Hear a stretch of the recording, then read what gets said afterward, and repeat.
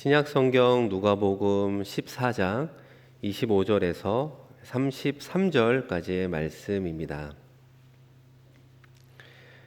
신약성경 누가복음 14장 25절에서 33절까지의 말씀, 하나님의 말씀을 제가 봉독하겠습니다. 수많은 무리가 함께 갈새 예수께서 돌이키사 이르시되 물은 내게 오는 자가 자기 부모와 처자와 형제와 자매와 더욱이 자기 목숨까지 미워하지 아니하면 능히 내 제자가 되지 못하고 누구든지 자기 십자가를 지고 나를 따르지 않는 자도 능히 내 제자가 되지 못하리라. 너희 중에 누가 망대를 세우고자 할진대 자기의 가진 것이 준공하기까지에 족할는지 먼저 앉아 그 비용을 계산하지 아니하겠느냐.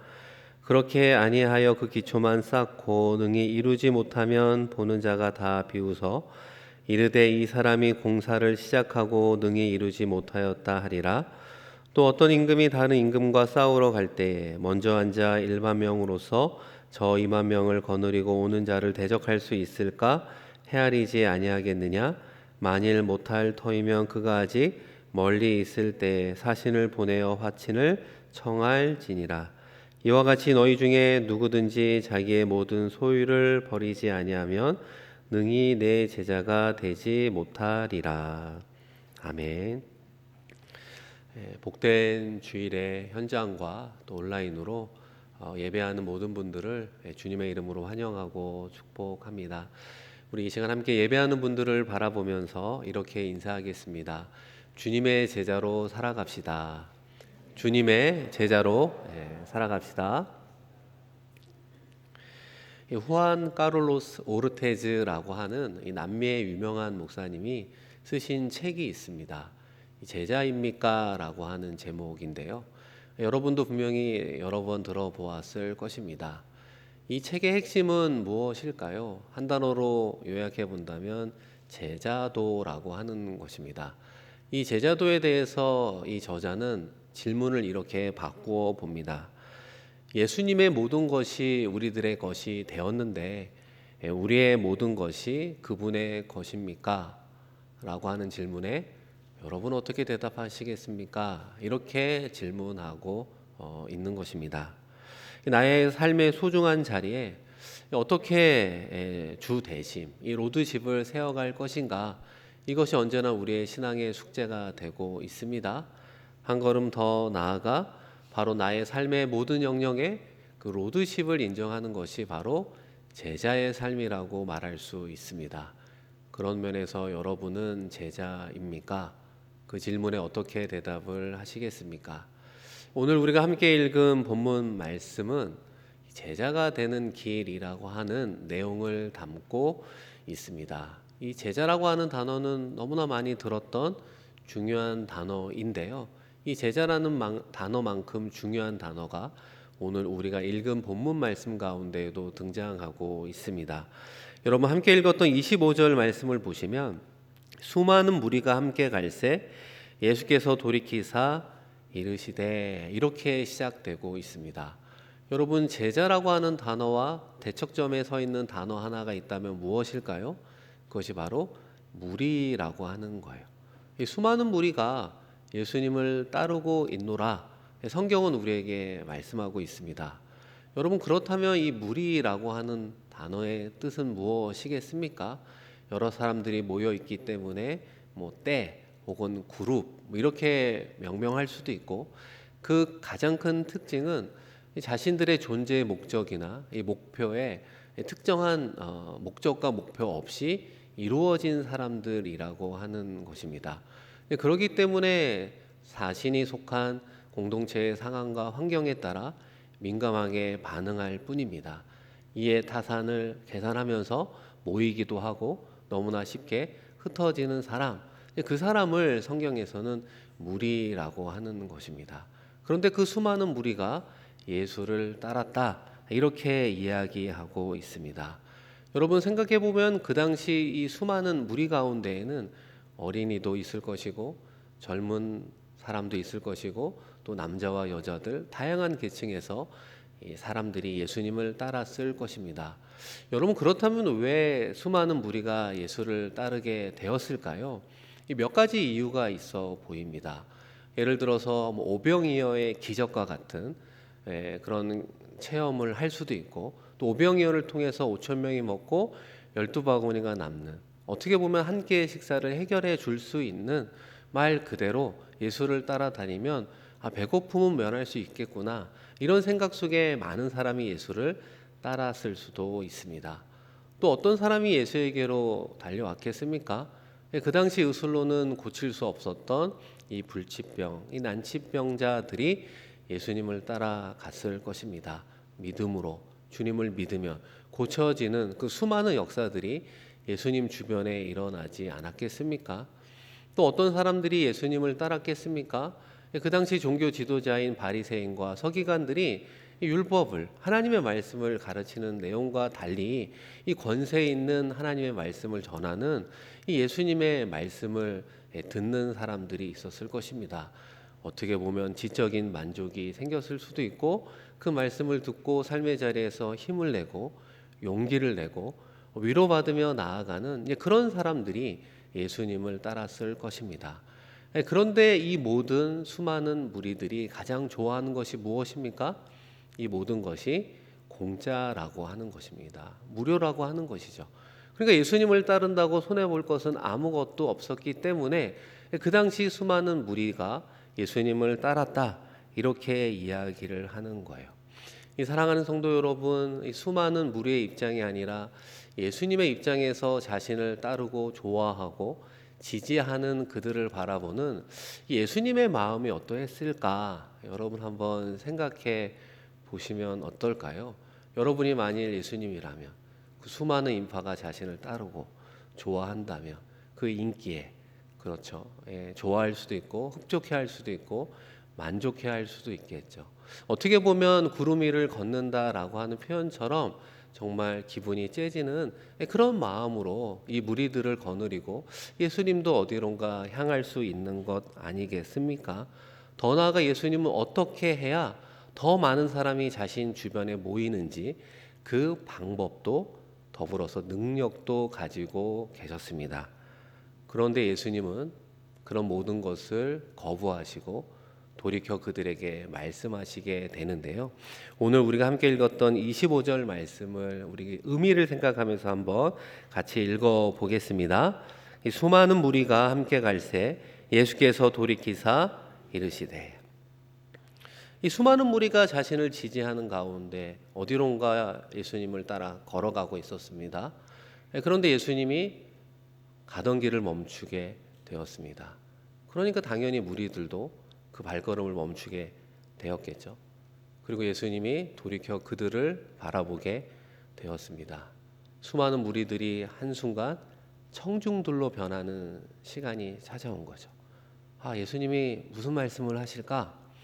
예수님이 도대체 우리에게 무슨 용기를 줄 수 있는 말씀을 하시려고 가던 길을 멈추고 우리를 바라보시는가 생각하며 귀를 기울였을 것입니다. 그런데 예수님은 그들을 향해 꺼냈던 말씀의 주제는 제자가 되는 길, 다시 말하면 제자도라고 하는 사실은 무거운 주제의 말씀을 꺼내 그들에게 말씀해 주었습니다. 예수님도 분명히 알고 있었죠. 이 수많은 무리들은 이 제자도라는 주제의 말씀을 듣기를 싫어한다는 것을, 거부한다는 것을, 좋아하지 않고 환영하지 않는다는 것을 아셨습니다. 한 걸음 더 나아가 자신을 따르는 수많은 무리는 자신과의 이해타산이 맞지 않으면 너무나 쉽게 예수님 자신을 떠날 수 있는 그런 가능성이 높은 사람이라고 하는 것을 너무나 잘 알고 있었습니다.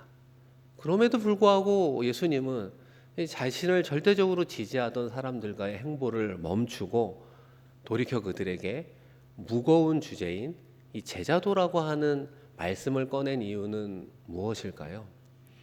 여러분, 오늘 우리가 함께 읽었던 누가복음 14장 본문 말씀 옆에 보시면 평행 본문이 기록되어 있습니다. 근데 그 중에 하나가 여러분 마태복음 5장 13절이거든요. 여러분 한번 화면을 보시면서 같이 읽어보겠습니다. 너희는 세상의 소금이니 소금이 만일 그 맛을 잃으면 무엇으로 짜게 하리요? 후에는 아무 쓸데없어 다만 밖에 버려져 사람에게 밟힐 뿐이니라.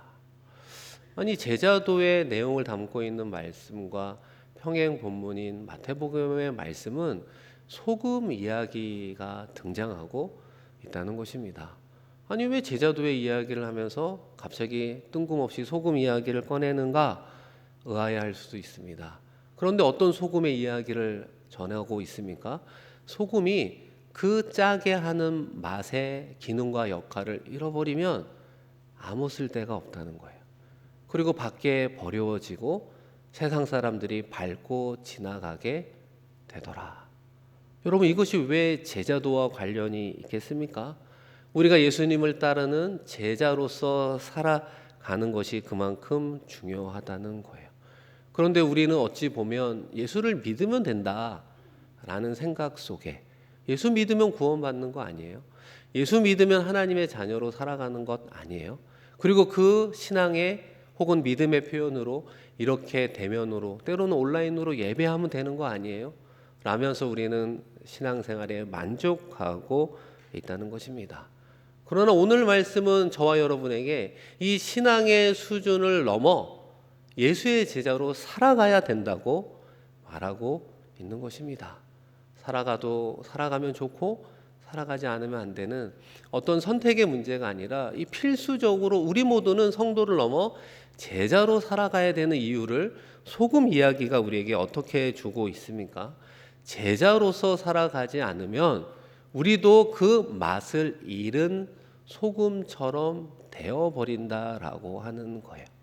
겉으로는 믿는 이로 살아가지만 실제로는 소금으로서 역할을 하지 못한 존재처럼 바뀌어 버려져 사람들에게 비난받고 짓밟히고 쓸모없는 존재가 될 수 있기 때문이라고 우리 주님은 우리 모두에게 경고하고 있습니다.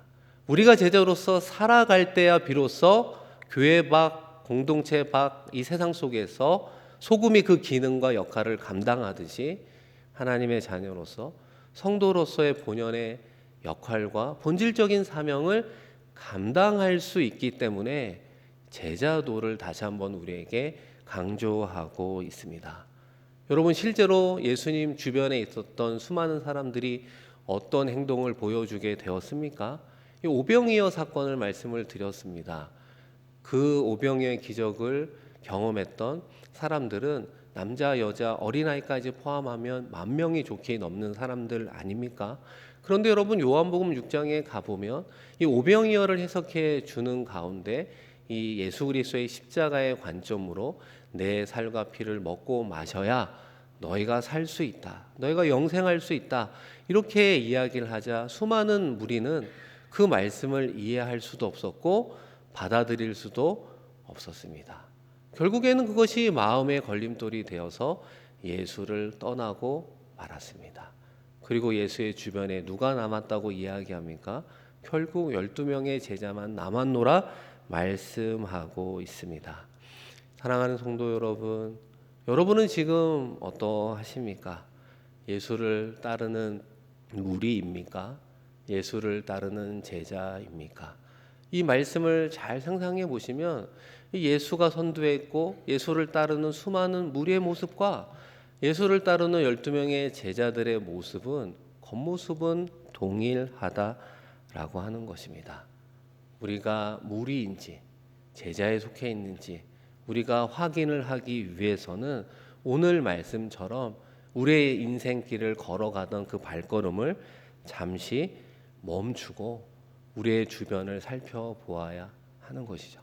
객관적으로 나의 신앙의 모습이 어떠한가를 살펴보는 시간과 기회가 필요한 것 같습니다. 오늘 2부 예배 때는 세례와 입교식이 있는데요. 어제 그분들을 위한 문답식이 있었습니다. 두 분의 장로님, 또 4주간 교육했던 우리 문 목사님, 또 10명의 세례, 또 입교자들이 함께 모여서 이 1시간 동안 또 받은 교육에 대한 소감과 질문, 이런 문답식을 갖게 되었습니다.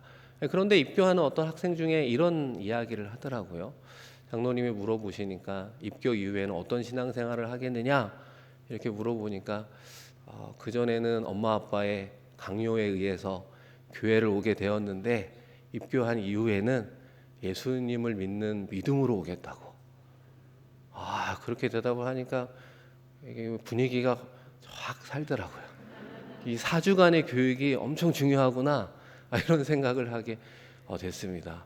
또 어떤 분은 4주간 어떤 교육을 받았냐 이렇게 물어보니까 이 구원이 무엇인지 명확하지 않았는데 이 구원의 확신을 갖게 됐다고.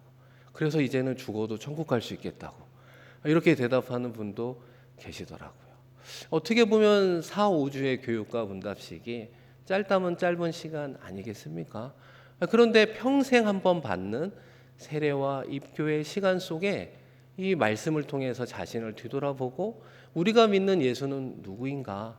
세례를 받고 입교하는 것은 어떤 의미가 있는가? 크리스찬으로 살아가는 것은 어떤 의미가 있는가? 이 많은 질문들에 대한 고민과 답들을 찾아가면서 그래도 변화된 모습들을 바라보는 것, 그것이 바로 가던 길을 멈추는 우리들의 삶에서 얻을 수 있는 유익이 아니겠습니까?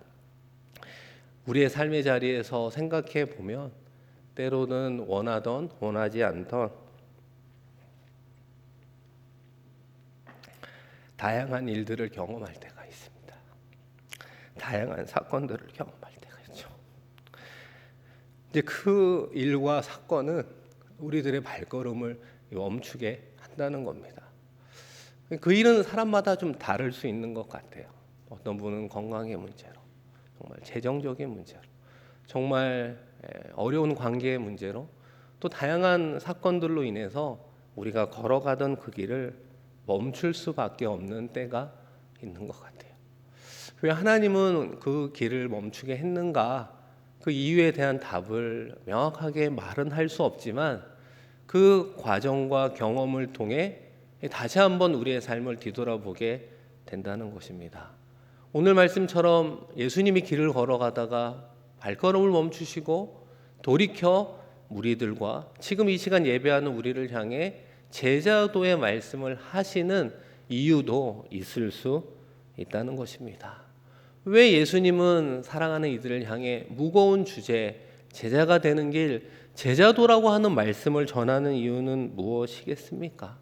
앞서도 말씀드린 것처럼 우리 성도의 신앙의 삶이 제자의 삶의 영역에 들어갈 때야 비로소 성도로서의 본질적 역할을 감당할 수 있기 때문입니다.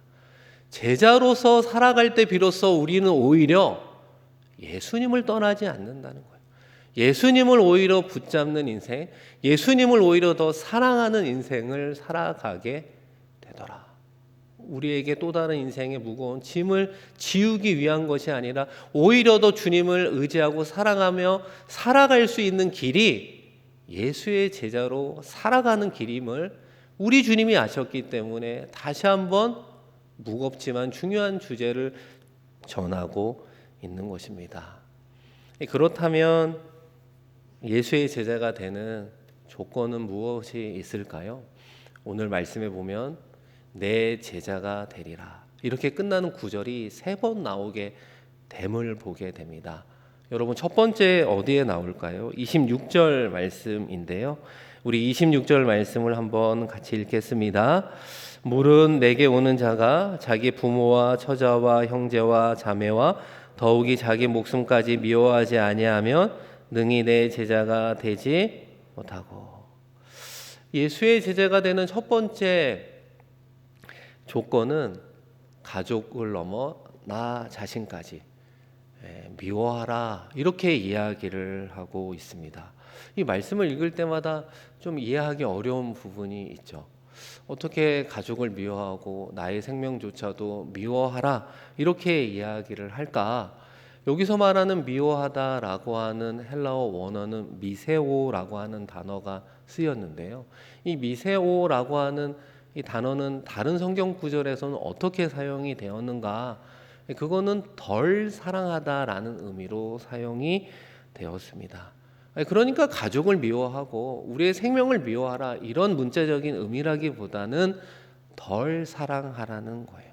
누구보다도 예수님보다도 우리의 구원자가 되고 생명의 주관자가 되시는 예수님을 더 사랑하라 이렇게 이야기하는 것입니다. 우리가 이런 경우가 있잖아요. 부모님이 믿지 않는 경우인데 이 자녀들은 신앙생활을 할 때가 있습니다. 부모님은 교회 나가는 것을 반대할 수도 있지 않습니까? 그런 상황 속에서도 내가 예수님을 사랑하며 신앙생활을 하는 모습이 바로 이런 상황에 해당이 된다는 것입니다. 제가 예전에 한국에 있는 교회에서 부목사로 사역할 때 만났던 권사님이 이런 말씀을 하셨습니다. 목사님, 저는 한평생 모태신앙으로 태어나 지금까지 살고 권사로 살아가고 있는데 이 전도한 사람의 수가 한 자릿수라고 하는 거예요. 몇 명밖에 전도를 못했다는 거예요. 그래서 나중에 하나님 앞에 서면 너무나 불충한 모습에 어찌할 바를 모르겠습니다. 이렇게 이야기를 하는 거예요. 그래서 제가 그러면 그 몇 분은 누구를 전도하셨냐고 물어보니까 믿지 않는 그 집에 시집을 가면서 남편을 전도했다고 그러더라고요. 남편을 전도하고 두 번째, 세 번째 전도한 사람은 누구냐고 그러니까 그 시부모님이라고 그러시더라고요. 그리고 나머지 네 번째, 다섯 번째, 여섯 번째는 그 시댁의 형제들을 전도했다고 그렇게 이야기를 하시더라고요. 한평생 걸린 이야기라고 하시더라고요. 웃으면서 알고 보니 그 시댁이 선교지였다고 내가 선교사로 살아갔노라고 말씀을 하시는 겁니다. 그분은 웃으면서 이야기하시는 그 모습 속에 그 수십 년의 시간 속에 나 홀로 신앙생활하면서 그 시댁에서 받았을 때로는 반대, 때로는 핍박, 때로는 어떤 그런 어려운 가운데 어떻게 오롯이 믿음의 길을 걸어갈 수 있었을까? 참 대단하다. 하나님 앞에 섰을 때 칭찬받는 귀한 권사님이 되실 수 있겠구나. 그런 생각을 하게 됩니다. 아마 이 시간 예배 드리는 여러분 가운데도 비슷한 분들이 있지 않겠습니까? 부모님은 믿지 않는데 자녀인 여러분만 신앙생활을 하면서 가족 간에 생길 수 있는 크고 작은 어려움들이 있겠죠. 반대가 있을 수 있겠죠. 그 어려운 가운데 핍박도 있을 수 있겠죠. 그런데 그 상황 속에서도 나는 예수님을 믿겠노라고.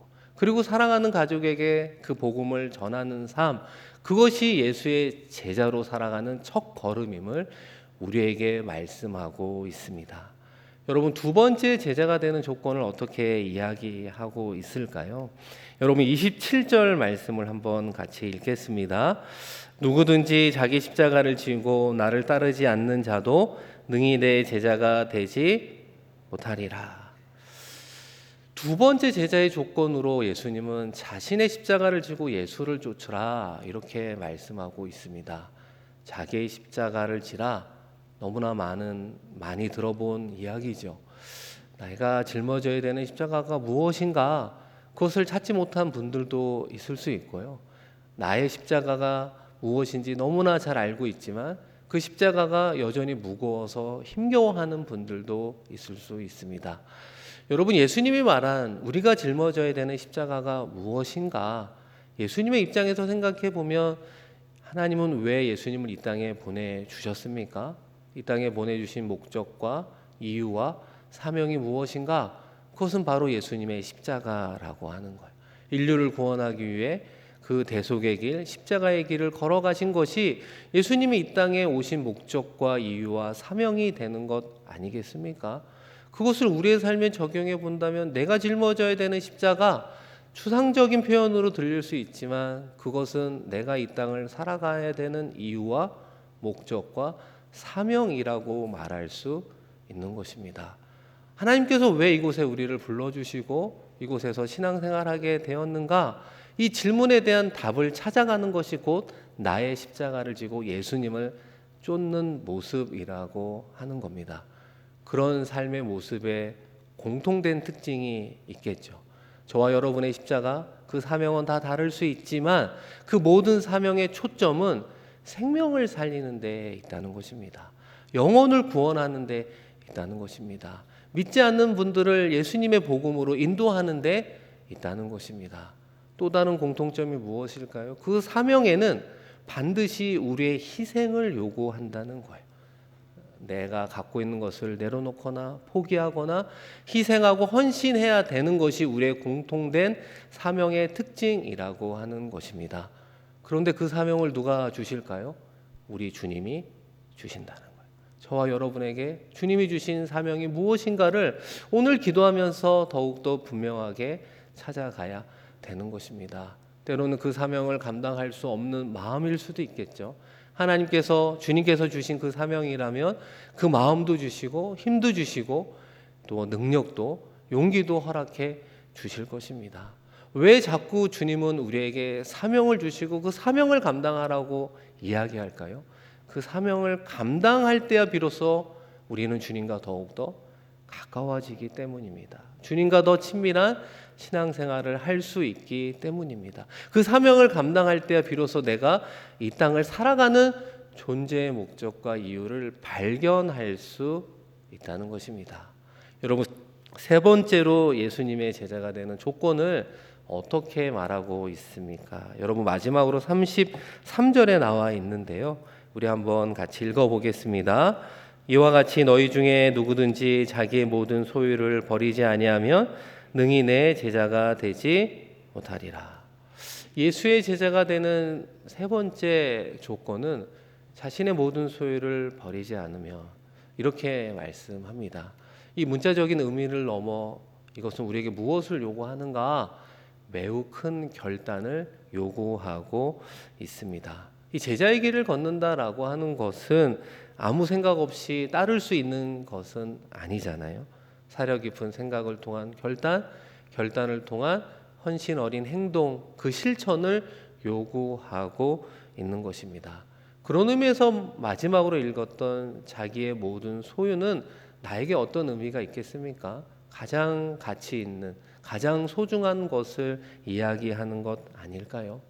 누구에게는 건강일 수도, 누구에게는 물질과 명예와 또한 결혼과 또 때로는 자녀일 수도 있겠죠. 중요한 것은 어떤 분에게는 시간일 수도 있을 것입니다. 나의 소중한 소유를 주님을 위해서 희생하며 내려놓는 결단을 한 적이 있으십니까? 이 시간이 지천으로 깔린 사람이 시간을 내는 것은 어렵지 않을 수 있다는 것입니다.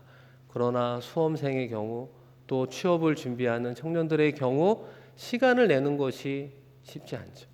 주일날 예배하고 순모임하고 또한 맡겨주신 봉사에 모든 시간을 쏟아붓는 것 쉬운 일이 아니라고 하는 것입니다. 또 물질이 풍부한 가운데 헌금을 드리는 것은 어렵지 않을 수도 있습니다. 그러나 가부의 두 랩돈처럼 지금 당장 쓸 돈이 없는데 하나님께 약속한 11조에 손을 대지 않는 것 쉽지 않다는 것입니다. 내가 좋아하는 사람들과 구역과 모임과 부서에서 1년간 함께 생활하는 것 어렵지 않습니다. 그러나 불편한 관계인 구성원을 만나서 그 공동체에서 신앙생활을 함께 한다는 것은 쉽지 않다라고 하는 거죠. 함께 생활하는 것을 넘어 그분들을 위해서 충보 기도하며 1년을 보낸다는 것 쉽지 않다는 것입니다. 그럼에도 불구하고 그 모든 것을 희생하고 내려놓는 이유는 우리 주님께서 그것을 원하기 때문이라는 거예요. 주님께서 그것을 바라기 때문이라고 하는 거예요. 그렇다면 나의 소중한 것을 내려놓겠습니다. 이런 사람이 주님의 제자로서의 길을 걸어가고 있는 것입니다. 사랑하는 성도 여러분, 우리가 제자로서 예수님을 따를 때 오히려 예수님을 더 의지하게 된다는 거예요. 오히려 예수님을 더 붙잡는 인생이 된다는 거예요. 오히려 더 예수님을 사랑하는 인생이 된다는 것입니다. 내적으로는 그런 풍성한 은혜가 있고 외적으로는 어떤 은혜가 있는 것입니까? 소금으로서 맛을 잃지 않은 성도가 된다는 것입니다. 어둠을 밝힐 수 있는 하나님의 자녀로서 이 땅에서 쓰임받게 된다는 것입니다. 그것을 알기에 오늘도 우리 주님은 저와 여러분을 제자로 부르고 있는 것입니다. 제자로서 예수님을 따르는 삶을 요구하고 있는 것입니다. 다시 한번 2022년 남은 11월, 12월 두 달의 삶의 자리 가운데 예수님을 성도로 쫓는 인생이 아니라 제자로서 쫓는 삶을 살아가겠노라 결단하며 그 믿음의 일보일보를 내딛는 우리 모두가 되기를 축복합니다. 우리 이 시간 함께 말씀을 기억하며 기도하겠습니다. 나의 신앙생활 속에 만족하고 자족하는 부분들이 있을 수 있습니다. 그러나 오늘 말씀을 통해 다시 한번 성도를 넘어 제자로 살아가라 우리 주님께서 말씀하고 있습니다. 내가 정말 주님을 사랑하는가? 나의 삶의 중요한 영역 속에 주인이 내가 아니라 우리 주님인가? 정말 예수님을 나의 십자가를 지고 따르고 있는가? 나의 가장 소중한 것들을 주님을 위해서 희생하며 살아가고 있습니까? 다양한 질문 속에 우리는 어떤 대답을 하겠습니까? 다시 한번 주님을 따르는 제자로 살아가겠습니다. 결단하며 나아가는 우리가 되십시다. 아울러 삶의 자리에서 그 결단을 어렵게 만드는 상황 속에서도 정말 믿음으로 용기 내어 나아갈 수 있도록 주님 힘을 주시고 세상에서도 빛과 소금으로서 그 본래의 기능을 감당하며 살아가는 사람들이 되게 하여 주시옵소서. 이 시간 말씀을 기억하며 하나님께 간절히 기도하겠습니다. 하나님 아버지, 우리의 삶의 자리를 지켜주시고 다시 한번 주의 전에 또한 온라인으로 하나님께 예배하게 하시니 고맙고 감사합니다. 우리가 주일에 예배하는 곳으로 그치는 신앙인이 되지 않게 하여 주시옵소서. 다시 한번 성도를 넘어 제자로 살아가는 우리가 되기를 소망합니다. 성도로 살아간다 말을 하지만 맛을 잃은 소금처럼 아버지 하나님 그 기능을 잃어버린 채 밖에 버려 짓밟힌 인생이 될까 너무나 두렵습니다. 그것이 나의 신앙인의 모습일까 두렵습니다. 다시 한번 주님의 제자로 거듭날 수 있는 은혜를 더하여 주시옵소서.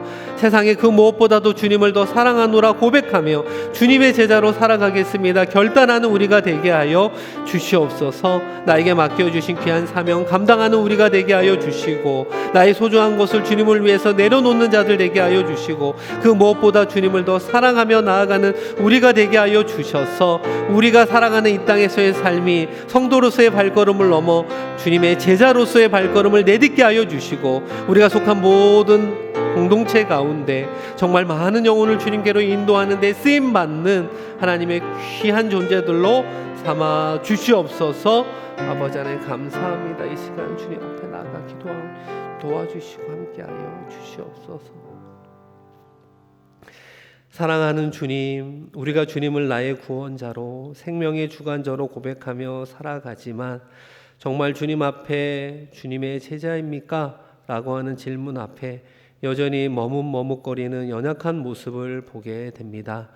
주님, 우리의 연약함을 긍휼히 여겨 주시옵소서. 너무나 빠르게 살아가던 우리의 발걸음을 멈추게 하여 주시고 찬찬히 나의 인생의 모습, 신앙의 모습을 솔직히 바라보며 주님의 제자로서 부족한 부분들을 찾는 우리가 되게 하여 주시옵소서. 주의 말씀으로 다시금 일어나 주님이 주시는 생명의 시간 속에서 오직 주의 영광을 위해 살아가겠노라 결단하는 우리가 되게 하여 주시고 아버지 하나님 이 세상에서도 소금과 빛으로서의 귀한 역할 감당하며 승리케 하여 주시옵소서. 감사드리며 귀하신 예수 그리스도의 이름으로 기도드립니다. 아멘.